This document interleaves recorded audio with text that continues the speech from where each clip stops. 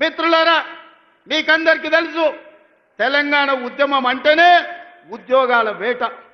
నిరుద్యోగ యువకులు లక్షలాది మంది రోడ్ల మీదకి వచ్చి నెలల తరబడి ధర్నాలు, దీక్షలు, ఉద్యమాలు చేసి ఆత్మ బలిదానాలు చేసుకొని అమరులై తెలంగాణ రాష్ట్రం తెచ్చుకున్నారు. వాళ్ళు తెలంగాణ రాష్ట్రం తెచ్చుకున్నదే పీజీలు, పిహెచ్డీలు చేసి ఈ రాష్ట్రంలో డాక్టర్లు, లాయర్లు, ఇంజనీర్లు, ఐఏఎస్లు, ఐపీఎస్లై తెలంగాణ పునర్నిర్మాణంలో భాగస్వాములు కావాలి అని. కానీ చంద్రశేఖరరావు ఏమన్నాడయా? గొర్రెలు, బర్రెలు, చేపలు, పందులు మీరు పెంచుకోండి, పేదవాళ్ళ పిల్లలు గొల్లోళ్ళు గొర్రెలు పెంచుకోవాలి, మాదిగోళ్ళు చెప్పులు కుట్టుకోవాలి, ఎరకలోళ్ళు పందులు పెంచుకోవాలి, మా ముదిరాజు సోదరులు చేపలు పట్టుకోవాలి అని మిమ్మల్ని అందరినీ అక్కడ పొమ్మన్నాడు. ఆయన కొడుకు మాత్రం రాజ్యాలు ఏలుతారంట. ఇదే నా న్యాయం అని నేను అడుగుతున్నా చంద్రశేఖరరావు నీ వేదిక మీద నుంచి. పేదోళ్ళ బిడ్డలు, వాళ్ళ తాతలు ముత్తాతలు తరతరాలుగా గొర్రెలు, బర్రెలు, చేపలు, పందులను పెంచుకొని బతికి ఆత్మ బలిదానం చేసుకొని వందలాది మంది ప్రాణాలు ఇచ్చి తెలంగాణ రాష్ట్రం తెచ్చుకున్నది.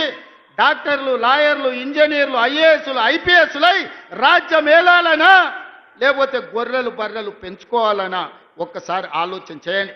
అందుకే మన ప్రభుత్వం ఏర్పడిన వెంబడే పెండింగ్ ఉండి నోటిఫికేషన్లు ఇచ్చి నియామకాలు జరగని ప్రభుత్వ ఉద్యోగ నియామకాలు మొదటి సంవత్సరంలో ఇదే ఎల్బీ స్టేడియం సాక్షిగా 60,000 ప్రభుత్వ ఉద్యోగాలు ఇచ్చిన నేను గర్వంగా చెప్తున్నా.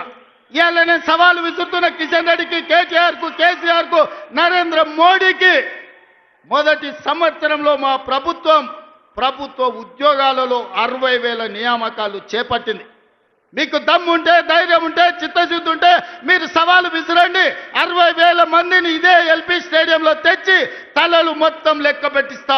ఒక్కటి తగ్గినా మీ కాళ్ళ ముందు క్షమాపణ చెప్పి నేను బయటికి వెళ్తా.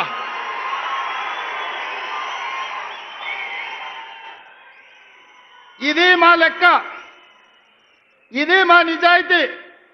ప్రైవేట్ కార్పొరేట్ కంపెనీల్లో 1,00,000 ఉద్యోగాలు ఇచ్చినాం. నేను మా మిత్రుడు శ్రీధర్ బాబు విదేశీ పర్యటనలో 3 లక్షల కోట్ల పెట్టుబడులు తీసుకొచ్చినాం. ఇవాళ అంతర్జాతీయ స్థాయిలో తెలంగాణకు ఒక గుర్తింపు, గౌరవాన్ని తీసుకొచ్చినాం. అందుకే మిత్రులారా, ఆనాడు హాస్టళ్లలో, సంక్షేమ హాస్టళ్లలో ఎన్నడా పిల్లల్ని పట్టించుకోలే. అందుకే వాళ్లకు ఫుడ్ డైట్ ఛార్జెస్ మా బట్టి గారు 40% పెంచిండ్రు. Cosmetic charge 200% పెంచిండ్రు. ఇవాళ పేదవాళ్ళ పిల్లలు కార్పొరేట్ వైద్యము, కార్పొరేట్ విద్య పోటీ పడాలి అంటే ఈ విద్య ఉన్నది సరిపోదని యంగ్ ఇండియా ఇంటిగ్రేటెడ్ స్కూళ్ళు 100 నియోజకవర్గాలలో 100 పాఠశాలలు 20,000 కోట్ల రూపాయలతోని యంగ్ ఇండియా ఇంటిగ్రేటెడ్ రెసిడెన్షియల్ స్కూళ్లను ప్రారంభించుకున్నాం. రాబోయే రోజుల్లో ప్రపంచంతోనే పోటీ పడే విధంగా మన విద్యా ప్రమాణాలను పెంచడానికి ఇలా మనం ప్రణాళికలు వేసుకున్నాం. ఇవాళ మిత్రులారా, ప్రతి సంవత్సరం ఇంజనీరింగ్ విద్యార్థులు 1,10,000 మంది పాస్ అవుతున్నారు. సర్టిఫికెట్ ఇంజనీరింగ్ వస్తుంది కానీ బయటకు పోతే ఉద్యోగం లేదు. బయట అవసరాలకు తగ్గట్టు వీళ్ళకు నైపుణ్యం లేదు. నైపుణ్యానికి శిక్షణ ఇవ్వడానికి వసతులు లేవు.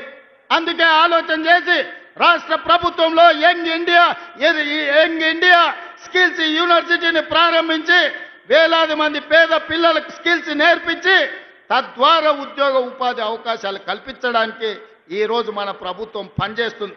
ఇదే కాదు, మొన్న జరిగిన ఒలింపిక్స్లో 140 కోట్ల మంది ఉన్న ఈ దేశానికి ఒక్క బంగారు మెడల్ రాలే. కానీ సౌత్ కొరియా ఒక చిన్న దేశం, హైదరాబాద్ కంటే కొంచెం పెద్ద దేశం, 32 మెడల్స్ తెచ్చుకున్నది. అందులో ఒక అమ్మాయి సౌత్ కొరియా స్పోర్ట్స్ యూనివర్సిటీకి నేను పోతే ఒక అమ్మాయిని కలిసిన. ఆ అమ్మాయి నాకు ఆశ్చర్యం వేసింది. ఒక అమ్మాయి 3 బంగారు పతకాలు తీసుకొచ్చింది. నేను అడుగుతున్న మిత్రులారా, తెలంగాణ యువకులారా, ఉద్యమం చేసి తెచ్చుకున్న తెలంగాణగా 140 కోట్ల జనాభా ఉన్న భారతదేశం ఒక్క మెడల్ తీసుకురాలే. సౌత్ కొరియాలో ఒక అమ్మాయి 3 బంగారు మెడల్స్ తెస్తే 140 కోట్ల భారతీయులు ఆ అమ్మాయి ముందల తల వంచుకునే పరిస్థితి ఈరోజు లేదా? అందుకే ఈ దేశాన్ని ప్రపంచ చిత్రపటంలో పెట్టాలంటే ఒలింపిక్స్ లో బంగారు మెడల్స్ సాధించాలి. దానికి తెలంగాణ వేదిక కావాలని యంగ్ ఇండియా స్పోర్ట్స్ యూనివర్సిటీని ఇవాళ తెలంగాణలో ప్రారంభించుకున్నాం. 2034 ఒలింపిక్స్ లో తెలంగాణ నుంచి బంగారు మెడల్స్ తెచ్చే బాధ్యత తెలంగాణ యువత తీసుకుంటుందని చెప్పి నరేంద్ర మోడీ గారికి నేను సూటిగా చెప్తున్నా. మిత్రులారా, ఇలా చెప్పుకుంటూ వెళ్తే ఎన్నో విజయాలు ఉన్నాయి. పనిలో పడి ప్రచారం చేసుకోవడంలో మేము మర్చిపోయినాం. మన వాళ్ళు చెబుతుంటే అరే ఇన్ని చేసిందా మన ప్రభుత్వం, సన్నబియ్యం ఇచ్చిందా, రైతు రుణమాఫీ చేసిందా, రైతు భరోసాకు నిధులు ఇచ్చిందా, 60,000 ఉద్యోగాలు ఇచ్చిందా, అమ్మ ఆదర్శ పాఠాలు నిర్వహించిందా, స్కిల్స్ యూనివర్సిటీ పెట్టినరా, స్పోర్ట్స్ యూనివర్సిటీ పెట్టినరా, ఇట్లా ప్రతి కార్యక్రమాన్ని చర్చినప్పుడు ఆశ్చర్యంతో నోరు తెరిచి చూస్తున్నారు. మరి ఎందుకు ఈ రోజు అవి మనం ప్రచారం చేసుకోలేకపోతున్నాం? అందుకే మిత్రులారా, ఈ రోజు వాళ్ళు పెట్టుబడి పెట్టి కిరాయి మనుషులను పెట్టి దుబాయ్లో ఆఫీసులు పెట్టి విష ప్రచారం చేస్తున్నారు. అందుకే ఇవాళ ఈడికొచ్చిన వేలాది మంది కాంగ్రెస్ పార్టీ కార్యకర్తలే మా బ్రాండ్ అంబాసిడర్లు. మీరే ప్రచార కార్యకర్తలుగా మారండి, మీరే ఈ ప్రభుత్వానికి బ్రాండ్ అంబాసిడర్లుగా మారండి. సోషల్ మీడియాలో యుద్ధం ప్రకటించండి. మన యుద్ధంలో కల్వకుంట్ల గడి తుణుకలు అయిపోవాలి. అందుకే మిత్రులారా, ఇవాళ మనం కలుసుకున్నాం. మా ఎన్నికలు అయిపోయినాయి, ఎమ్మెల్యే అయిపోయింది, ఎమ్మెల్సీ అయిపోయింది, ఎంపీ అయిపోయింది, ప్రభుత్వం అయిపోయింది. నాయకుల ఎన్నికలు అయిపోయిన వేదిక మీద ఉన్నోళ్ళకు ఇక ప్రాణ సమానులైన మా కార్యకర్తల ఎన్నికలు ఉన్నాయి. మిమ్మల్ని గెలిపించే బాధ్యత నాది. సర్పంచులుగా, వార్డు మెంబర్లుగా, ఎంపీటీసీలుగా, ఎంపీపీలుగా, జడ్పీటీసీలుగా, జిల్లా పరిషత్ చైర్మన్లుగా, కౌన్సిలర్లుగా, కార్పొరేటర్లుగా, మేయర్లుగా మిమ్మల్ని గెలిపించే పూచి నేను తీసుకుంటా. మీ సోదరుడు మీకు అండగా నిలబడతాడు. గ్రామ గ్రామాన, తండాలలో, గూడాలలో, మారుమూల పల్లెల్లో కంకణం కట్టుకొని బయలుదేరండి. రాబోయే స్థానిక సంస్థల్లో 100% కాంగ్రెస్ పార్టీ కార్యకర్తలకు న్యాయం జరుగుతుంది. మిమ్మల్ని గెలిపించుకునే పూచి నాది.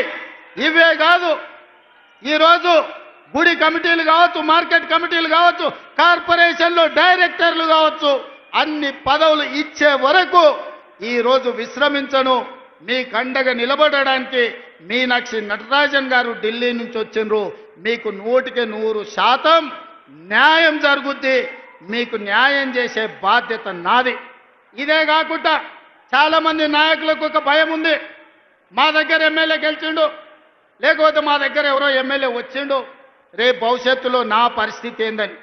అందుకే నేను ఒక మాట చెప్పదలుచుకున్నా. వచ్చే ఎన్నికల్లో సీట్లు పెరగబోతున్నాయి. 119, 153 అసెంబ్లీలు కాబోతున్నాయి. పార్లమెంటు సీట్లు పెరగబోతున్నాయి. ఇవాళ 60-70 మంది ఎమ్మెల్యేలు ఉన్నారు. ఇంకా 80 మందికి కొత్తగా టికెట్లు ఇచ్చే అవకాశం ఉంది. మీరు ప్రయత్నం చేయండి, ప్రజల్లో ఉండండి, ప్రజాసేవ చేయండి. మీకు టికెట్లు ఇచ్చి గెలిపించుకునే బాధ్యత, మిమ్మల్ని ఎమ్మెల్యేలను మంత్రులు చేసే బాధ్యత కాంగ్రెస్ పార్టీ, మల్లికార్జున్ ఖర్గే, రాహుల్ గాంధీ గారు తీసుకుంటారని నేను ఈ సందర్భంగా తెలియజేస్తున్నా. రాబోయే రోజుల్లో మా ఆడబిడ్డలకి ఇక్కడ కూర్చున్న మా మహిళలకు చెప్తున్నా, మహిళా రిజర్వేషన్ రాబోతుంది. 51 మంది కనీసం ఆడబిడ్డలు ఎమ్మెల్యేలు కాబోతున్నారు. 60 మంది దాకా ఆడబిడ్డలు అసెంబ్లీలో ఉండబోతున్నారు. 5-6 మంది కనీసం మంత్రివర్గంలో మంత్రులు కాబోతున్నారు. అందుకే సోదరులారా, యువకులకు నేను మాట ఇవ్వదలుచుకున్నా. మీరు కొట్లాడండి, ప్రజల్లో ఉండండి. మీరు అడగాల్సిన పని లేదు, మీరు ఢిల్లీకి వెళ్ళాల్సిన అవసరం లేదు.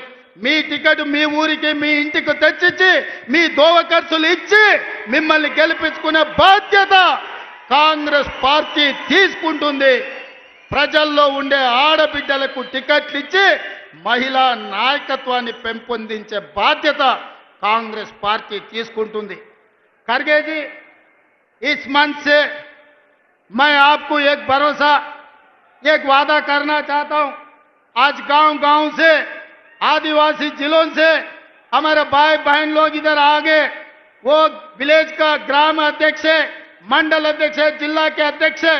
इन सब लोगों के दिल मैं देखा, इन लोगों का दिल का धड़कन मैं समझता हूं. इन लोगों के तरफ से आपको मैं वादा करना चाहता हूं, आने वाले चुनाव में 15 parliament seat, 100 assembly seat Telangana में जिताएंगे. दिल्ली को हम 15 पार्लियामेंट एमपी को बना भेज देंगे. 100 एमएलए को जिता के यही दोबारा हम सरकार बनाएंगे. आपके जिम्मेदारी सोनिया जी को, राहुल गांधी जी को, प्रियंका जी को, केसी वेणुगोपाल जी को आप यहां पर लेकर आना। सरकार जिताने का जिम्मेदारी हमारे भाइयों का। हमारा 100 एमएलए से एक भी कम पड़ा मुझे पूछना, 100 से एक भी कम नहीं होने दूंगा, ये मेरा वादा है। पिछले बार मैं वादा किया, वरन रंगारेड्डी जिले में राजीव गांधी चौरास्ता में हम आपको वादा किया था सरकार बनाने का। सितंबर 17, 2023 उस दिन सोनिया जी को, आपको, हमारे कार्यकर्ता, हमारे भाई लोग आपको वादा किया 2023 दिसंबर में कांग्रेस सरकार बनाने का।